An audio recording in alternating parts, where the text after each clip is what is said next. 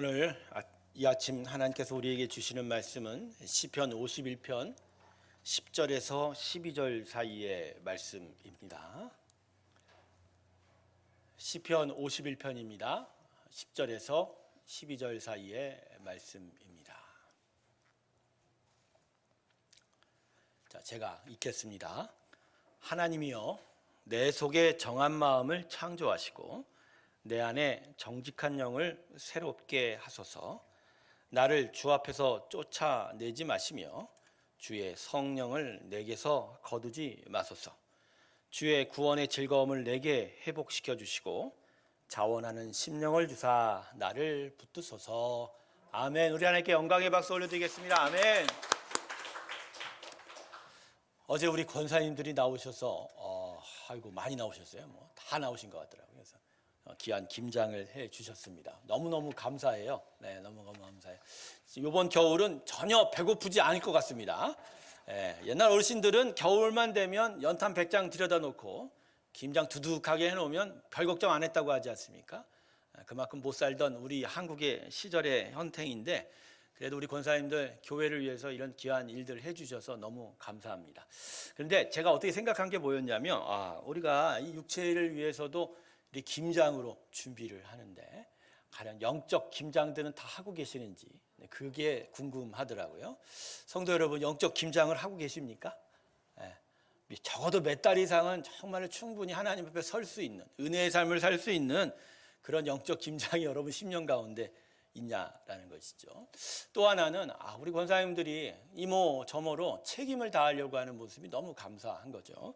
정말 교회는 자원하여 정말 하나님께 드려지는 헌신으로 이루어지는 것인데, 그래도 교회를 끝까지 세우고 또 성도를 위한 그 책임과 사명감들이 어제 모여서 그러한 일들을 이루어내지 않았나, 그런 생각을 하면서 믿는 자에게 정말 하나님이 요청하는 건 오늘도 그렇습니다. 각자의 자리에서 책임을 다할 것을 요청합니다. 우리 다 같이 하나님 앞에 책임을 다하여 하나님이 기뻐하는 성도님 되길 주님의 이름으로 축원합니다.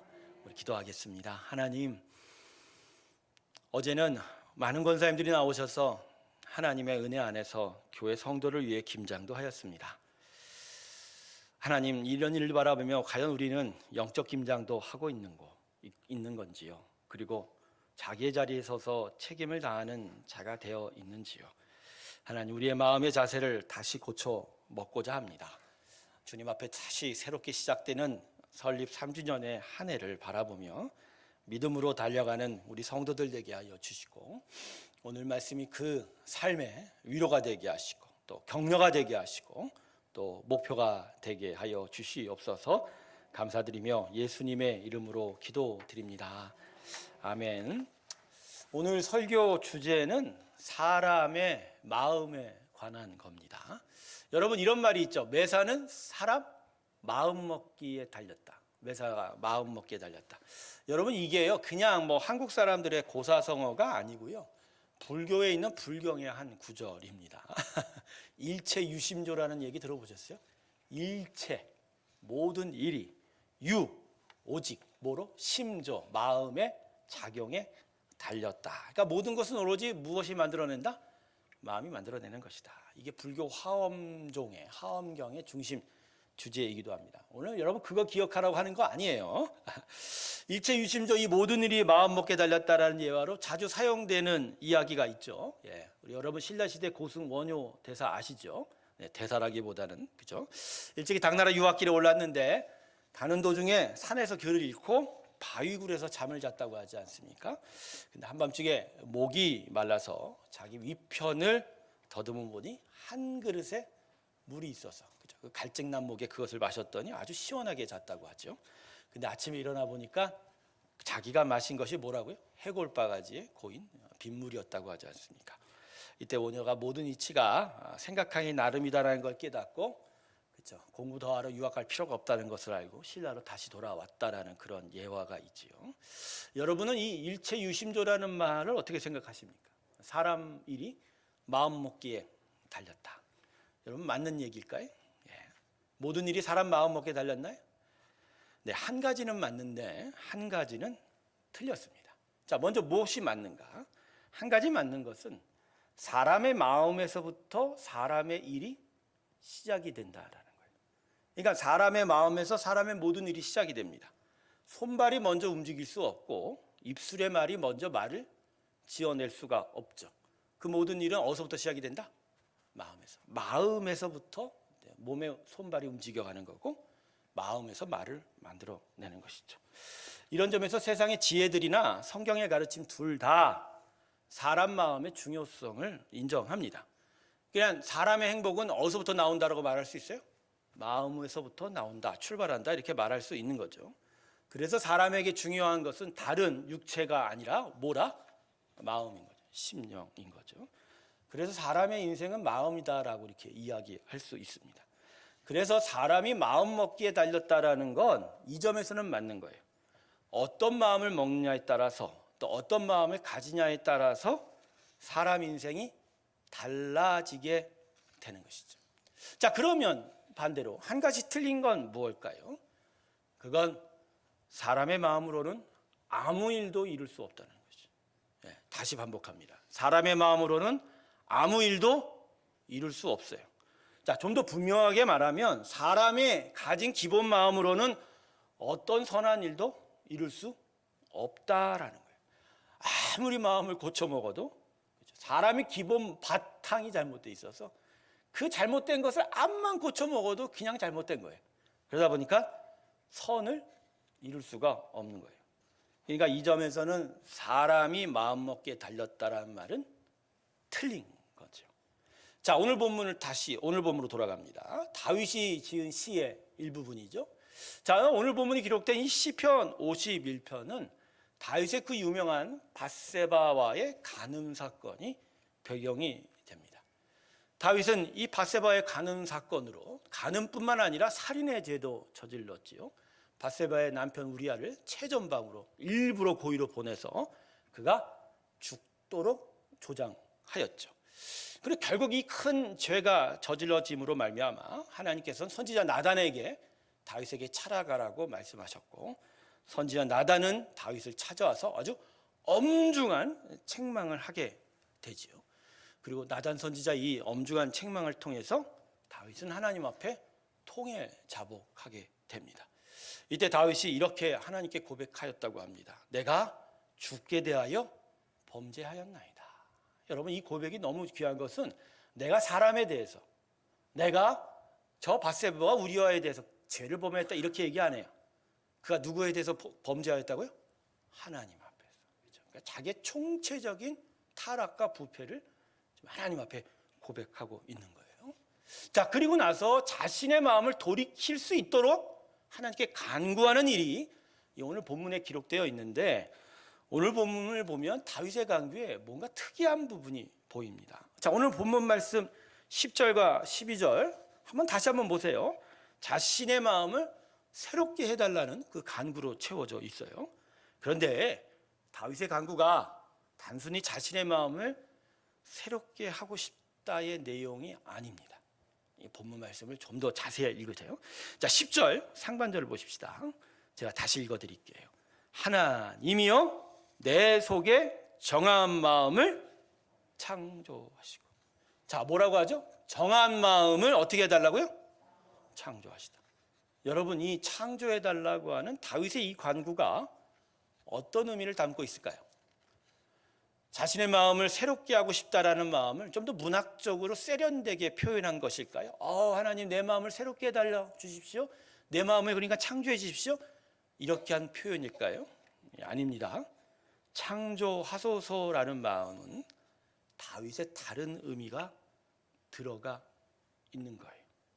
여러분, 다윗의 창조하소서라는 간구는 그 밑에 내 마음은 완전하게 타락했습니다. 부패했습니다.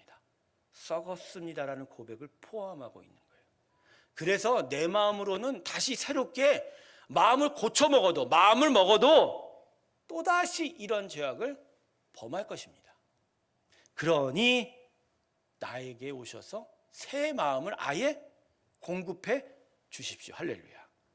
내가 아무리 독하게, 아무리 강하게, 겸손하게 새롭게 마음을 고쳐 먹어도 그 결과가 결코 새로워지지 않을 것이라는 것을 다윗이 자각한 거예요. 그러니까 다윗은 이렇게 간구하고 있는 것이에요. 하나님, 내 마음대로는 절대로 선함을 이룰 수 없습니다. 그러니 제 안에, 제 마음 안에 새 마음을 공급하여 주십시오. 그래야 내가 하나님의 선한 일들을 이루어갈 수 있습니다 라고 이렇게 간절하게 강구하고 있는 거예요. 그래서 이어지는 11절과 12절에서 다윗이 성령을 언급하고 있습니다. 11절 한번 보세요. 하반절에 보면 주의 성령을 내게서 거두지 마소서. 즉 성령이 자기 안에 들어와서 새로운 마음을 공급했다는 것을 다윗이 깨달은 거예요. 그러니 하나님, 성령이 내 안에서 계속 동행하여 줌으로 말미암아 내가 내 마음이 아닌 새로운 하나님의 마음을 얻고자 합니다. 자, 12절을 보세요. 맞죠? 하반절에 보면 자원하는 심령을 주사 나를 어떻게 해달라고요? 붙드소서. 그래서 그 자원하는 심령, 내 심령이 아닙니다. 하나님, 내 마음으로는 자원하는 게 안 돼요. 하나님이 주시는 그 마음을 통해서 내가 주의 선한 일을 할 수 있도록 새 마음을 주십시오, 이렇게 얘기하는 거죠. 그래서 오늘 말씀은 제가 처음에 여러분에게 던졌던 주제, 우리의 마음먹기에 대한 성경의 분명한 가르침을 전달하고 있습니다. 성도 여러분, 그냥 우리가 가진 마음으로는 아무리 마음을 고쳐먹고 또 다져도 선을 행할 수 없습니다. 그래서 우리는 먼저 새로운 마음을 하나님으로부터 공급받아야 되고, 그래서 그 새로운 마음으로 마음을 제대로 먹을 때 우리는 비로소 선한 일을 이룰 수 있게 된다. 할렐루야. 이게 오늘 저희가 여러분과 나누고 싶은 주제입니다. 성도 여러분, 하나님께서 사람을 동물과 달리 만든 차이가 어디에 있는 줄 아세요? 그건 하나님의 형상을 닮아 사람이 지어졌다는 거죠. 여러분, 근데 하나님의 형상이 뭐죠? 하나님은 육체가 아닙니다. 눈에 보이는 어떤 물리적인 외형을 갖고 있지 않아요. 그러니까 하나님의 형상이라는 말은 마치 말로는 어떤 보이는 형상 이걸 얘기하는데 그게 아니고요. 마음의 형상을 얘기하는 거예요. 즉 하나님의 마음을 닮아서 그 마음을 받은 게 누구라고요? 사람인 거예요. 그러니까 사람은 마음만큼은, 이 심령만큼은 누구를 닮았다? 하나님을 닮은 거예요. 하나님을 닮은. 그래서 아까도 제가 말씀드렸지만 사람에게 마음이 가장 중요한 거예요. 다른 피조물들과 달리 살 수 있는 그 핵심은 오직 이 마음에 있는 거고, 특별히 이 마음이 하나님의 형상을 닮아야 제대로 선하게, 아름답고 존귀하게 살아갈 수 있는 거죠. 근데 문제는 사람의 마음이 완전히 부패되었다는 거예요. 제가 지금 완전히의 강조를 뒀어요. 부패가 어떻게 됐다고요? 완전히. 일부분만 썩어서 일부분은 도려내서 살릴 수 있는 게 아니고 완전히 부패했다라는 거예요. 어디서부터? 마음에서. 이 마음이 완전히 부패돼요. 하나님의 형상을 닮았는데 죄악이 들어가 하나님을 배반하고 적대하는 타락이 일어나고, 결국 이 마음에서부터 수많은 죄악이 우리 인생을 가득 차고 넘어서 온 세상에 가득 차고, 그것들이 이 세상의 죄악으로 다시 우리에게 도리어 나쁜 영향을 주고 있지 않습니까? 여러분이 살아가는 삶의 고난과 시련은 우리의 죄로 말미암습니다. 그러나 그게 직접적인 죄악 때문이기도 하지만, 내가 저질렀지 않지만 다른 자가 저지른 죄, 이제까지 이 안에 가득한, 이 세상에 가득한 죄악으로 우리가 고통을 겪어야 하는 거죠. 여러분, 왜 세상에 전쟁이 날까 그러지요? 뭐하러 저렇게 총탄을 빗발붙이 퍼부어서 수많은 사람들이 죽어갈 수 있는 전쟁이 나타날까? 그 정치인들이 좀 잘하면 안 될까? 이런 생각을 하지만 여러분, 그렇게 간단하지 않아요. 이 지구가 만들어지고 이에 사람이 창조되어 살아가면서부터 이 땅에 가득한 저질러온 범죄가 굳건하게 악의 구조를 만들었기에 그 악의 구조에서는 조금만 틀려지면 총성이 빈발하는 전쟁이 날 수밖에 없어요. 한두 개인으로는 그걸 막아설 수가 없는 거예요. 근데 그 근원적인 원인은 결국 뭐죠? 죄 때문인데 그게 어디서부터 시작됐다? 이 마음으로부터 시작된다. 여러분, 사람의 비참한 실존이 이거예요. 우리의 죄악으로 말미암아 이 땅은 혼돈 가운데 빠져 있고, 이 혼돈은 도리어 우리에게 고통만 안겨줄 수 있는 거예요. 그런데 그 원인은 결국 뭐죠? 사람이 마음이 부패해져서 죄악이 나타났기 때문이죠. 그러니까 사람이 다시 행복해지려면 어떻게 해야 되죠? 기본적으로 마음이 바뀌어야 되죠. 우리가 불행하고 우리가 고통당하는 그 가장 근원 원인에 그것을 바꿔야 되는 거죠. 마음이 바뀌어야 행복해질 수 있는 거예요. 근데 이 마음 바뀜이 그냥 그래 내 마음을 좀 새롭게 해보지. 공부 못하는 아이들이 진짜 성적 보고서 막 각성을 하면 뭐부터 해요? 머리부터 깎습니다. 그리고 머리에 띠를 둘러요. 공부 정진. 그리고 막 마음을 새롭게 한다고 막 책상 머리에 앉아 있어요. 근데 그게 잘 돼요? 하루 이틀도 못 가요, 여러분. 여러분 이게 뭐죠? 연초에 담배 끊겠다고 막 심지어는 담배 끊은 돈으로 헌금하겠다고 막 그런 분도 봤어요. 근데 안 이루어지는 이유가 뭐죠? 여러분 마음이 연약하고 마음이 부족한 것도 있지만 그거를 통틀어서 근원적으로 무슨 얘기를 하냐면 이 마음이 강 기본적으로 부패했기 때문에 아무리 마음을 고쳐 먹고 또 고쳐 먹어도 안 돼요. 안 되는 거예요. 그게 우리의 한계예요. 제가 이제 불교 얘기해서 좀 죄송하지만 아무리 절간에 들어가서 면벽 수행이라고 하죠. 벽만 바라보고서 몇십 년을 수행을 해도요. 사람이 바뀌어야 안 바뀌어요? 안 바뀌어요. 이미 부패되어 있는데 마음이 그 부패되고 썩은 마음으로 계속 다져도 뭐 하냐는 거예요. 그냥 마음 먹기에 달린 게 아니고요. 옛 마음은 버리고 새 마음을 얻어야 합니다. 할렐루야. 그래서 예수 믿는 사람은 십자가에 옛 삶이 옛 마음이 죽는 거예요. 그냥 뭐 영적으로 뭐 심리적으로 철학적인 의미가 아니고요. 교리적인 의미가 아니라 실존적으로 죽는 거예요. 그리고 그 자리에서 예수를 우리에게 주신 하나님을 믿는 믿음으로 새 마음으로 태어나는 거죠. 오늘 본문 이 기록 시편 52편을 기록한 다윗은 이와 같은 사람의 삶의 행복의 비밀을 깨달았던 거예요. 여러분 다윗이요 하나님 사도행전에서 뭐라 그러죠? 자신의 마음에 합한 자라고 그러죠. 마음에 합한 자. 그래서 우리는 그래요. 다윗이 이게 그 마음 안에 기본 심성 자체가 다르구나. 절대 그렇지 않아요. 사무엘 상하를 보면 사울왕과 다윗이 비교가 되고 있죠. 근데 사윗은 뭔가 죄악이 많은 것 같고 다윗은 그에 비하면 착한 것 같죠. 안 그렇습니다. 사무엘 상하가 계속적으로 이야기하는 건 다윗도 똑같이 나쁜 놈이다. 다윗을 영웅시하는 성경의 기록은 없어요. 중요한 건 다윗은 그래도 회개하며 하나님께 새 마음을 얻기를 간구했다는 거예요.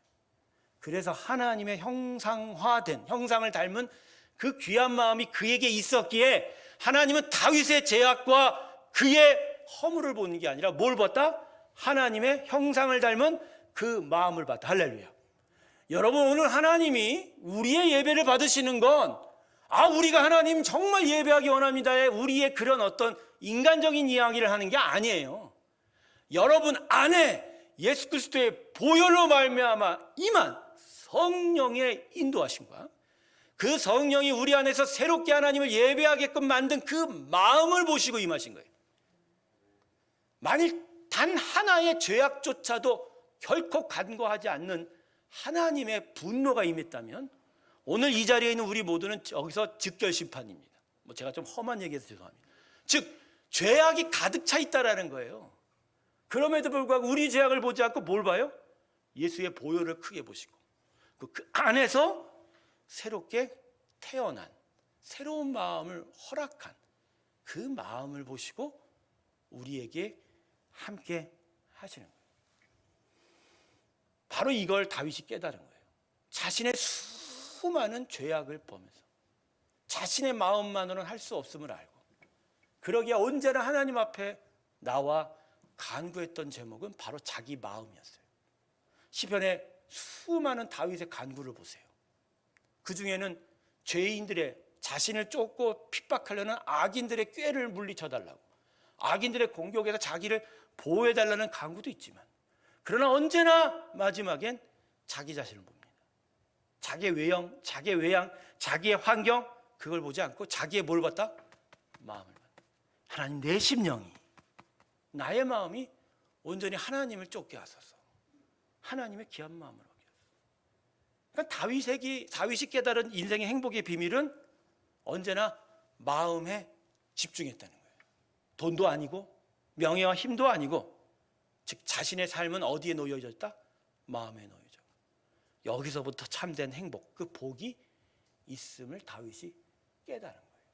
그 더 귀한, 더 중요한 비밀 한 가지는 바로 자기 마음으로는 절대 행복할 수 없으니 새 마음을 얻어야 되고 새 영을 얻어야 돼요. 그 새 마음을 내가 하나님께 공급받을 때 비로소 하나님이 나에게 기뻐하시는 귀한 삶이 나타난다. 그래서 본문 10절에 다윗이 이렇게 고백하는 겁니다. 다시 제가 읽겠습니다. 하나님이여, 내 속에 정한 마음을 창조하시고 내 안에 정직한 영을 새롭게 하소서. 할렐루야. 사랑하는 우리 성도 여러분, 사람은 마음에서 행복이 시작됩니다. 그래서 잠언 4장 23절은 이렇게 우리에게 말씀합니다. 우리 같이 자막 한번 볼까요? 우리 다 같이 이 말씀을 읽어보도록 합니다. 시작. 생명의 근원이, 네, 마음을 지키는 게 생명의 근원을 지켜간다라는 것이죠. 그러니까 인생의 초점이 어디에 있어야 된다? 마음에 있어요. 그래서 성도 여러분, 직장, 사업, 가정, 학업, 또 많은 물질을 기대하고 또 어느 정도 힘을 얻기를 바라고 또 삶이 편하기를 바라는 것들이 우리의 우선적인 초점이 될 수 없어요. 특별히 예수 믿는 사람은 그게 나중에 하나님을 향하여 나아가는 삶에 주시는 것들이지, 그걸 얻고자 산다면 여러분의 마음은 진짜 천국이 아니라 반대로 뭐라고요? 지옥일 수밖에 없는 거예요. 그런데 이 말씀은, 잠언 이 말씀을 기억할 때 그냥 있는 말씀, 있는 마음을 지킨다, 이걸로는 되지 않는 거예요. 잠언이라는 게 원래 지혜서입니다. 그 문장 한 구절로 하나님의 지혜를 그냥 대변해서 표현하는 거예요. 그러나 이 지혜서를 해석할 때 다른 말씀과 연합이 되면 더 큰 뜻을 보여줄 수 있는, 바로 오늘 이 시편과 함께 연합이 된다면 바로 그냥 마음을 지키는 게 아니라 내가 내 생명 지키려면 새 마음을 받아야 되고 그 새 마음을 지키는 게 나에게 진짜 참된 생명을 지키고 얻고 누리는 것이다. 할렐루야. 자, 이제 마지막 하나가 남았습니다. 오늘 설교. 여러분, 이쯤 됐으면 마음에 질문할 겁니다. 그러면 목사님, 진짜 새 마음을 받으려면 어떻게 해야 합니까? 여러분, 우리가 새 마음을 하나님께 받으려면 어떻게 받을 수 있지요? 어떻게 하면 새 마음을 받을 수 있죠? 가만히 나는 하나님을 믿습니다 앉으면 하나님이 하늘의 문을 여시고 새 마음을 주십니까? 새 마음을 주실까요? 성령 받으시길 주님의 이름으로 축원합니다. 마가의 다락방에 120명 정도의 제자들이 모여 오로지 기도에 힘썼더니 성령이 10일 만에 임했어요. 오순절 날이라고 해서 50일 걸린 게 아니고요. 주님 부활하신 다음으로부터 계산하면 50일인 거예요. 자, 한 열흘 정도밖에 안 됐어요. 자, 그 가운데 성령을 받았더니 제자들이 담대하게 복음을 선포하고 그로부터 하나님의 첫 교회가 예루살렘에 세워지지 않았습니까? 여러분, 이건 무엇을 얘기하냐? 성령의 충만을 받았더니 그들에게 새 마음이 임하였고 기존의 자신들의 마음으로는 할 수 없는 일들이 그 새 마음으로 이루어지고, 그래서 복음이 전파되고 하나님의 교회가 세워지게 된 거예요. 그래서 우리 모두가 성령 받아야 됩니다. 성령 충만하기를 기도해야 됩니다. 다시 한번 여러분을 축복합니다. 성령 받으시길 주님의 이름으로 축원합니다. 성령을 받아야 새 마음이 임합니다. 새 영이 임합니다. 그리고 그 충만을 통해서 새로운 마음으로 진짜 제대로 된 마음 먹기가 이루어지게 되는 거예요. 그러니까 목사님, 내가 이제 마음을 다시 고쳐먹고 좀 제대로 신앙생활도 해보고 하겠습니다. 그러면 그 사람이 먼저 해야 될 게 뭐죠? 머리에 띠띠르고 내가 열심히 살겠다 이러면 돼요? 머리 깎으면 돼요, 안 돼요? 머리 깎지 마세요. 그게 아니라 성령 받는 것에 집중하시는 거예요. 내가 새 마음 받아야 된다 집중하죠. 그럼 성령은 어떻게 받냐? 오직 기도하는 것 외에는 방법이 없어요. 성령 받기 위해서 마가의 다락방에서 성도들이 어떻게 했어요? 제자들이 오로지 기도에 힘쓴 거라는 거예요. 우리 성도 여러분이 정말 기도하기 원합니다. 자, 여기 있는 담임 목사도 기도 안 하면 성령이 희미해집니다. 내 안에 기존에 부패된 마음들이 먼저 내 안에 나와요. 막 내 예전 성깔대로 하려고 하는 못된 버릇들이 나온다는 거죠. 그럴 때마다 기도합니다. 성령 받기를 원합니다. 하나님이 내 안에 서서 주장하여 주기를 바랍니다. 그럴 때 내 안에 하나님의 역사가 나타납니다. 할렐루야. 교회를 섬기는 것도요, 기존에 자기 성품대로 섬기는 사람이 있고 하나님의 새 마음으로 섬기는 사람이 있어요. 근데 그것을 유심히 오랫동안 관찰한 결과 자기 성품대로 하면요 오래 가지 못해요. 그리고 반드시 그 열매가 선하지 않아요. 왜? 부패한 거로 심었는데 나올 건 부패한 것뿐이지 선하게 나와야 안 나요. 겉보기에는 아주 좋아 보이죠? 안 그래요, 여러분. 보기에는 아주 알싸해 보이죠? 안 그래요. 자기 성품, 자기 옛 마음 그대로 심기면 썩은 것밖에 안 나와요. 그런데 진짜 새 마음 받아서 하나님이 정말 공급하신 마음으로 저 사람 원래 저런 사람 아닌데? 근데 그 새 마음이 움직여가는 듯한 그 일들로 섬기잖아요. 거긴 열매가 맺힙니다. 왜? 하나님의 선한 것이 씨 뿌려져 그 선한 생명력으로 역사하니 선한 것 외에는 다른 게 나올 수가 없는 거예요. 여러분, 포도나무가 포도나무 열매를 맺지 포도나무가 무화과를 맺지 못해요. 결국 이 마음 안에 성령이 임하고 하나님을 기뻐하는 마음이 있어야 마음을 먹을 때 하나님의 귀한 열매가 나타납니다. 할렐루야.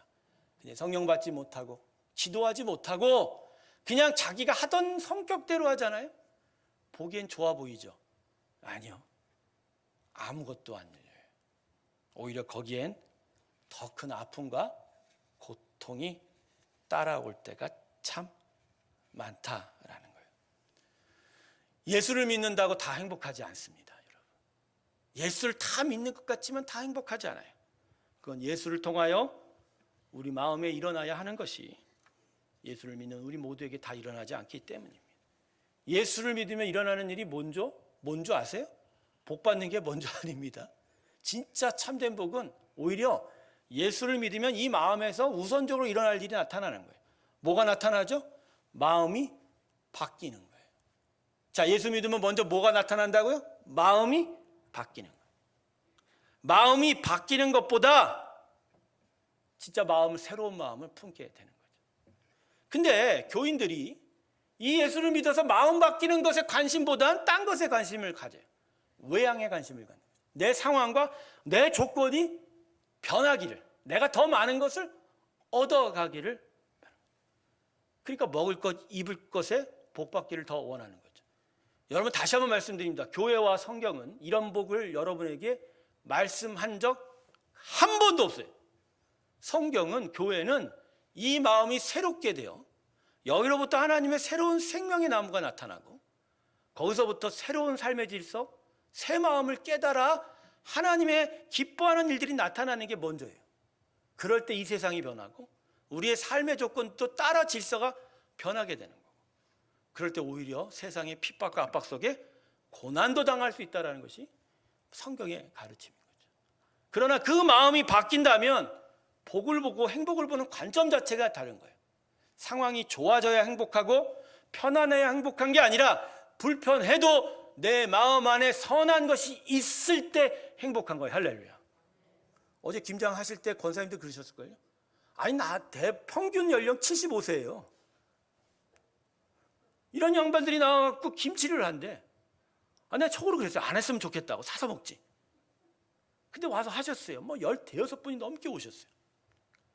근데 마음속엔 그럴 거예요. 이걸 하고 싶게 해서 할까요? 이걸 하고 싶어서 할 거냐? 근데 이것을 하면서 이것들이 우리 전체 교회 성도들을 향한 기쁨이 되는 것에 가치를 두니 그게 행복한 거예요. 내 입으로 들어가는 게 아니라 남의 입으로 들어가도 그게 정말 기쁜 거예요. 그건 우리 권사님들이 어제 일할 때 자기의 기본 마음이 아니라 뭐라 그러죠? 새 마음을 얻어서 한 거예요. 할렐루야. 이게 중요한 거예요. 가끔 보면 변하지 않는, 새롭게 바뀌지 않은 자기 마음이 움직인 대로 사는 성도들을 봅니다. 저는 이 생각밖에 안 들어요. 그러면 여전히 이 세상의 지옥과 같은 인생을 계속 살겠다는 것밖에 안 되지 않냐. 여러분, 바뀌지 않는 자기의 마음을 계속 고쳐먹는다고 새로운 일이 나타나지 않거든요. 저는 그래서 너무너무 답답할 때가 뭐냐면, 정말 어렵고 힘들 때 먼저 해야 할 일이 나와 기도해야 하는 거예요. 이건 종교적 열심을 얘기하는 게 아니라 하나님이 내 안에 새로운 마음을 주고 그 새 마음을 통해서 새로운 일을 행할 때 인생이 바뀌어가는 역사가 있거든요. 근데 그게 아니라 그냥 자기 마음 고쳐먹고 새로운 방법을 동원하면 내 인생이 바꿀까 생각하는데 절대 안 바뀌어요, 여러분. 아담 이후로 지금까지 이 땅의 인생들은 한 차례도 바뀐 적이 없어요. 오직 편하기 위해서 지식만 늘어났을 뿐이고 문명의 이기만 늘어났을 뿐이지 세상을 관통하는 그 생각과 판단은 절대 달라지지 않았어요. 자기 사랑이에요. 나만 잘 되면 되는 거예요. 그나마 좀 인생의 숭고한 가치를 해보겠다는 시도들이 있지만 거대한 악의 구조에 갇혀서 그건 빛을 보지 못하고 수많은 문명의 이기들이 있지만 오직 나를 사랑하고자 하는 마음 하나로 하기 때문에 이 땅은 행복이 아니죠. 그걸 엎을 수 있고 그걸 극복할 수 있는 게 바로 이 마음이 바뀌는 거예요. 그것도 내가 내 마음을 바꾸는 게 아니라 하나님이 나에게 마음을 주는 거다. 할렐루야. 그럴 때 비로소 인생이 바뀌고 내 삶에 참된 행복이 시작되는 겁니다. 사랑하는 성도 여러분, 먼저 기도하십시오. 할렐루야. 기도하세요. 성령의 충만을 받으세요. 그래야 행복합니다. 말씀을 정리하겠습니다.